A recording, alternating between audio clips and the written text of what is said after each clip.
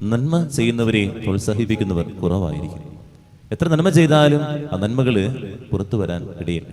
എന്നാൽ തിന്മയാണെങ്കിൽ കട്ടുതീ പോലെ പടർന്നുകൊണ്ടിരിക്കും. ഇന്ന് സുവിശേഷത്തിൽ അത് തന്നെയാണ്. യേശു ഇത്രയൊക്കെ നന്മകൾ ചെയ്തിട്ടും യേശു ആരാണെന്ന് യഹൂദർക്ക് മനസ്സിലാകുന്നില്ല എന്നുള്ളതാണ്. അവൻ പ്രവാചകനാണ്, അവൻ നമ്മുടെ ഇടയിലുള്ള ഒരാളാണ് എന്നൊക്കെയാണ് അവർ പറഞ്ഞുകൊണ്ടിരിക്കുന്നത്. ഇതുപോലെ തന്നെയാണ് നമ്മുടെ ഇടയിലെ നന്മകൾ ചെയ്യുന്നവരെ അതൊന്നും ഇടാൻ വഴിയില്ല. അവനവന് പബ്ലിസിറ്റിക്ക് വേണ്ടി ചെയ്തേക്കുന്നത്.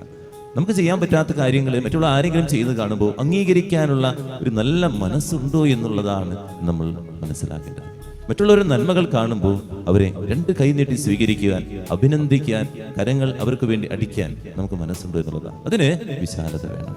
അല്ലെങ്കിൽ അവരെ നമ്മൾ താഴ്ത്തും. എന്ത് നന്മ ചെയ്തു കഴിഞ്ഞാലും നമ്മൾ പറയും അവന് പൈസ ഉള്ളതുകൊണ്ട് ചെയ്യുന്നതല്ലേ, അല്ലെങ്കിൽ അവനതങ്ങനെ ചെയ്യും, അതൊക്കെ അത്രയേ ഉള്ളൂ എന്ന് പറയും. നമ്മളതിനെ നിസ്സാരവൽക്കരിക്കുന്ന വ്യക്തികളായിട്ട് മാറും. നിസ്സാരവൽക്കരിക്കുകയല്ല ചെയ്യേണ്ടത്, പ്രോത്സാഹിപ്പിക്കുകയാണ് ചെയ്യേണ്ടത്. അതിന് നമുക്ക് മനസ്സുണ്ടോ എന്നുള്ളതാണ്.